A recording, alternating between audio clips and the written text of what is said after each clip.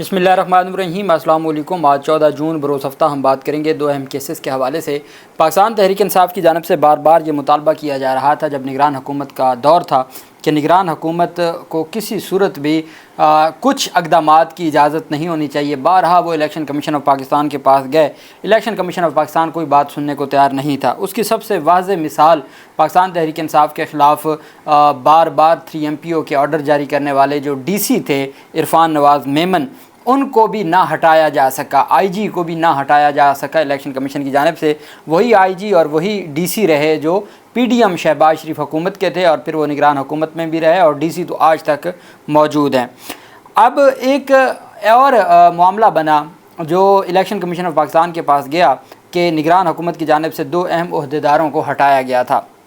وہ عہدیدار وہ تھے جن کو کابینہ کی منظوری سے تعینات کیا گیا تھا، لیکن نگران حکومت جہاں ان کی کوئی کابینہ نہیں ہوتی، الیکٹڈ ان کا کوئی ڈیکورم نہیں ہوتا، انہوں نے ہٹا دیا۔ معاملہ گیا اسلام آباد ہائی کورٹ میں، تو جسٹس طارق جہانگیری صاحب، یہ وہ جج صاحب ہیں جو خود الیکشن ٹرائبونل کے طور پر بھی کام کر چکے ہیں، جن کو اسی الیکشن کمیشن نے ہٹایا تھا۔ انہوں نے کہا کہ الیکشن کمیشن بھی اور حکومت جو نگران حکومت تھی، ان کے بعد یہ کیسے دائرہ اختیار آ گیا جب سپریم کورٹ بھی واضح کہہ چکی ہے، الیکشن ایکٹ بھی کہہ چکا ہے، تو اس کے باوجود ہی وہ کیسے اس طرح کی کارروائیاں کرتے ہیں اور وہ کیسے ایسا جو معاملہ ہے اس کو آگے بڑھا سکتے ہیں۔ ان کے پاس کوئی ایسا اختیار نہیں تھا۔ پوری ڈیٹیل ججمنٹ لکھ دی اور پاکستان تحریک انصاف کے موقف کی واضح جیت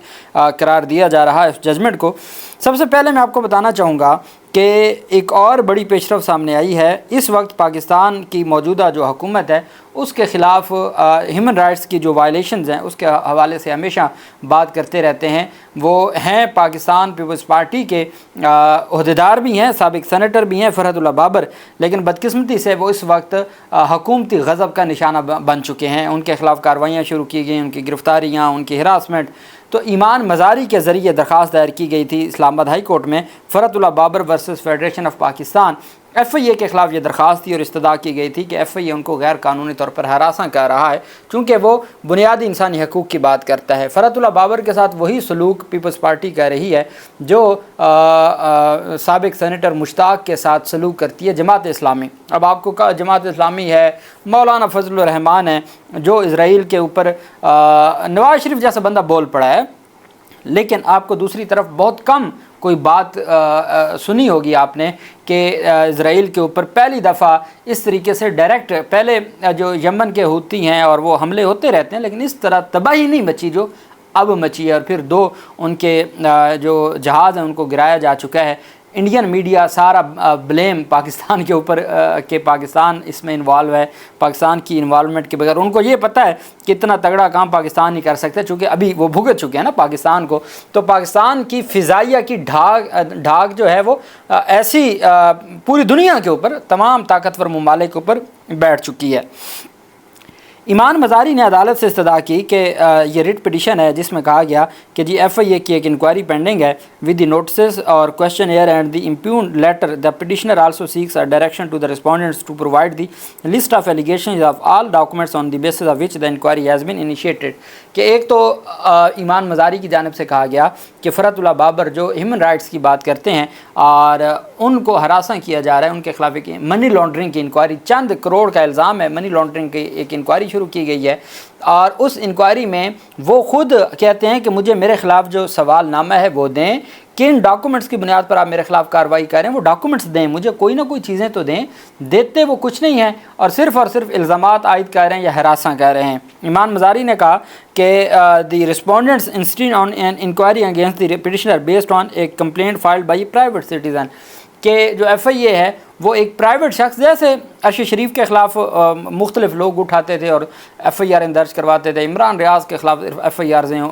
ہوئیں، PTI قیادت کے خلاف ہوئیں، تو اسی طرح کوئی پرائیویٹ بندہ ہے جو اس میں کمپلینٹ ہے۔ پرائیویٹ بندے کی کمپلینٹ پر FIA نے بغیر کوئی کارروائی شروع کی ہے وہ ڈائریکٹ ہراساں کرنا شروع ہو گئی ہے، اور alleging suspected corruption, tax evasion and illicit acquisition of assets, کہ ان کے اوپر الزام یہ ہے کہ وہ کوئی منی لانڈرنگ کرتے ہیں، کوئی کرپشن کی ہے، کوئی اثاثے چھپائے ہیں، اس وجہ سے ان کے خلاف انکوائری کی جائے۔ Learned counsel further contended that the petitioner has not been provided with a copy of the complaint, Imaan Mazari کہتی ہیں جج صاحب کہ ہمیں ابھی تک ہمارے خلاف جو شکایت ہے اس کی کاپی نہیں دی گئی، ہمیں شکایت کی کاپی دیں گے تو ہم کو آگے آپ کو کچھ بتا سکیں گے، ہمیں کم از کم ہمارا اتنا حق تو ہونا چاہیے کہ ہمیں کمپلینٹ کی کاپی دیں، کن دستاویزات کی بنیاد پر ہمارے خلاف کارروائی ہے، کن دستاویزات کی بنیاد پر انکوائری شروع ہوئی ہے، وہ ہمیں دیں تاکہ پھر ہم آپ کو جواب دیں۔ ایسا کچھ نہیں دیا جا رہا۔ Details or information regarding the scope of the ongoing inquiry, ہمیں اس انکوائری جو آپ کے پاس جاری ہے اس کی تفصیلات دیں، ہم پیش ہو جائیں گے۔ Learned counsel further submitted that the petitioner being aggrieved by the illegal actions of the respondent which have infringed upon his constitutionally guaranteed rights apprehending further violence of the liberty and dignity at the hands of respondents، کہ وہ شخص جو ہمیشہ role of law کی بات کرتا ہے اور بنیادی انسانی حقوق کی بات کرتا ہے، اس وقت صرف ان کو سیاسی انتقام کا نشانہ بناتے ہوئے ان کی آزادی کو سلب کیا جا رہا ہے، ان کی ڈگنیٹی کو سلب کیا جا رہا ہے، ان کے حقوق کو سلب کیا جا رہا ہے، اور رسپونڈنٹس ایف آئی اے ان کو کسی صورت بھی معافی دینے کو تیار نہیں ہے، اور نہ ان کو دستاویزات دی جاتی ہیں، نہ کمپلینٹ دی جاتی ہے، نہ سوال نامہ دیا جاتا ہے، صرف ہراساں کیا جا رہا ہے۔ اس وجہ سے ہم عدالت میں آئے۔ جج صاحب کہتے ہیں کویشچنز ریز نیڈ کنسیڈریشن، کہ جو کویشچنز ریز کیے گئے ہیں وہ کنسیڈریشن بنتی ہے، ان کو دیکھنا چاہیے۔ Let notices be issued to the respondent with direction to file the reply parawise comments within fortnight, کہ آپ 2 ہفتوں کے اندر اندر جواب جمع کروائیں۔ Relist last week of June, یہ بھی بڑی بات ہے کہ اسلام آباد ہائی کورٹ سے کسی جج نے جون کے آخری ہفتہ 7 دن 5 دن کا ہفتہ ہوتا ہے، تو 5 دن میں سے کسی بھی دن یہ مقرر ہو جائے گی۔ لیکن یہ جسٹس انعام امین منہاس ہیں جو 26ویں ترمیم کے بعد ابھی حال ہی میں ایڈیشنل جج ہیں، تعینات ہوئے ہیں، انہوں نے پہلی تاریخ پر اسٹے آرڈر دیا ہے۔ یہ بڑی بات ہے، چونکہ فرحت اللہ بابر تھا، الٹیمیٹ وہ حکومتی لوگوں میں سے ہے، حکومتی جماعت کے رہنماؤں میں سے ہے، وہ حکومت کے خلاف کرے بات، وہ حکومت کی پالیسیوں کے خلاف، اصل میں تو اس کا قصور یہ ہے نا کہ وہ پاکستان تحریک انصاف کے خلاف جتنی بھی بنیادی انسانی حقوق کی خلاف ورزیاں ہوتی رہی ہیں وہ بولتا ہے اور وہ کنڈیم کرتا ہے، بس یہی ان کا قصور ہے۔ Meanwhile the investigating officer shall not harass the petitioner and shall act strictly in accordance with law, کہ ان کو کہا جا رہا ہے اب قانون کے مطابق کارروائی کریں، قانون کے مطابق گرفتاری بھی ہو سکتی ہے، قانون کے مطابق جو ہے، لیکن آپ نے غیر قانونی ہراساں نہیں کرنا۔ اب غیر قانونی ہراسمنٹ کی کوئی ڈیفینیشن نہیں ہے۔ ایک بندہ وارنٹ لے کے آتا ہے اور آ کے گرفتار کرتا ہے، وہ غیر قانونی ہراساں تو نہیں ہوگا۔ ایک بندہ سرچ وارنٹ لیتا ہے، وہ آ کے ان کے گھر کی تلاشی لیتا ہے، وہ غیر قانونی ہراساں تو نہیں ہوگا۔ تو جج صاحب نے وہ ریلیف دیا ہے جو کبھی کبھی پاکستان تحریک انصاف کے لوگوں کو ملتا ہے، جیسے عامر فاروق صاحب دیا کرتے تھے کہ نہ یہ لگتا تھا کہ وہ حق میں فیصلہ ہے، نہ یہ پتہ چلتا تھا خلاف فیصلہ ہے، اور دونوں فریق پہنچے ہوتے تھے اگلی عدالتوں میں۔ تو یہ ایک دلچسپ صورتحال ہے، لیکن جو بڑا فیصلہ سامنے آیا ہے وہ جسٹس طارق جہانگیری صاحب کا ہے۔ طارق جہانگیری صاحب آپ جانتے ہیں الیکشن ٹرائبونل کے دبنگ جج ہیں، ان کے سامنے بھی بڑے سوال اٹھائے گئے تھے، اوتھ کمشنر کے بھی، مینٹنیبلٹی کے بھی۔ انہوں نے کہا تھا پہلے فارم 45 جمع کروائیں اور بیان الفی جمع کروائیں، اور طارق جہانگیری نے کہا تھا کہ میں اس کو بیرون ملک بھجواؤں گا اس کی فورنزک چیک کروانے کے لیے، اور اس کو میں جیل بھیجوں گا۔ جب یہ انہوں نے کہا عوام کے مینڈیٹ کی بات ہے، اسلام آباد کے لوگوں کا مینڈیٹ اگر چھینا گیا ہے اور پھر اس میں Jamaat Islami T L P مصطفیٰ نواز کھوکھر نے اپنے فارم 45 جمع کروا دیے، تبھی تو وہ ریٹائرڈ جج شکور کے پاس بھی معاملہ گیا جو پنڈی کے ہیں، تو اس کے باوجود عامر فاروق سٹے آرڈر دے کے گئے، آج تک وہ سٹے آرڈر ہی چلتا جا رہا ہے، اور تینوں حلقوں کا اسلام آباد کے عوام کا مینڈیٹ ہی، جن کو انہوں نے دیا تو ان کے پاس مینڈیٹ ہی نہیں ہے۔ طارق جہانگیری نے اس کے اوپر تگڑے طریقے سے کارروائی کی تھی اور طارق جہانگیری صاحب کو ہٹا دیا گیا تھا۔ اب طارق جہانگیری صاحب کے پاس ایک کیس آ گیا اور یہ بیسیکلی جڑا ہوا تھا، کنیکٹڈ تھا الیکشن کمیشن اور نگران حکومت سے۔ اسلام آباد ہائی کورٹ میں پاکستان نرسنگ، یہ وفاقی ادارہ ہے، Pakistan nursing and midwifery council کی صدر، جن کو نگران حکومت نے تعینات کیا تھا، جن کا نام فرزانہ ذوالفقار ہے، ان کی تعیناتی کا نوٹیفیکیشن کالعدم قرار دے دیا ہے۔ وفاقی ادارے کی جو چیئرپرسن ہیں یا ان کی جو صدر ہیں، اس کی اپوائنٹمنٹ کا، تعیناتی کا نوٹیفیکیشن کالعدم قرار دے دیا ہے۔ 30 صفحات پر مشتمل فیصلہ ہے۔ آپ اندازہ لگائیں الیکشن کمیشن کے اختیارات during the tenure of interim set up, اور انٹرم حکومت کے کیا اختیارات ہوتے ہیں، اور پھر وہ کس حد تک فیصلے لے سکتے ہیں۔ پاکستان تحریک انصاف ہر فورم پہ گئی ہے کہ یہ جو نگران حکومت پنجاب کی، کے پی کی اور وفاق کی جس طرح کے اقدامات کری، ان کے پاس اختیار ہی نہیں ہے۔ نگران حکومتیں 3 MPO جاری کر کر کے پاکستان تحریک انصاف کے لیے جینا مشکل کر دیا تھا۔ تو وہ بات طارق جہانگیری صاحب 30 صفحات پر مشتمل ہمیشہ کے لیے یہ معاملہ انہوں نے سیٹل کر دیا کہ نگران حکومت کا اختیار ہوتا کیا ہے، نگران حکومت کی ٹوٹل اوقات کیا ہے قانونی، اور نگران حکومت کس حد تک معاملات کو دیکھ سکتی ہے۔ عدالت نے نہ صرف اس خاتون کو جس کو سفارشی صدر بنایا گیا تھا، نہ صرف ان کو ہٹایا، بلکہ جو پہلے سے تعینات تھے ان کو، جو پاکستان تحریک انصاف کے دور کے تھے، جن کو پاکستان تحریک انصاف تعینات کر کے گئی تھی، جواد امین خان کو صدر اور شاہد حسین کو پاکستان نرسنگ کونسل کے نائب صدر کے عہدے پر بھی بحال کر دیا۔ نہ صرف اس صدر کو ہٹایا بلکہ جو پہلے سے صدر تعینات تھے ان دونوں کو بحال کر دیا، اور پاکستان نرسنگ اینڈ کونسل کے صدر جواد امین خان کو نگران دور حکومت میں عہدے سے ہٹایا گیا تھا۔ تحریری فیصلے میں کہا گیا کہ نگران حکومت کے اختیارات کے حوالے سے سپریم کورٹ کا فیصلہ موجود ہے، اور سپریم کورٹ کہتی ہے، اور الیکشن ایکٹ 2017 یہ کہتا ہے کہ نگران حکومت کے کام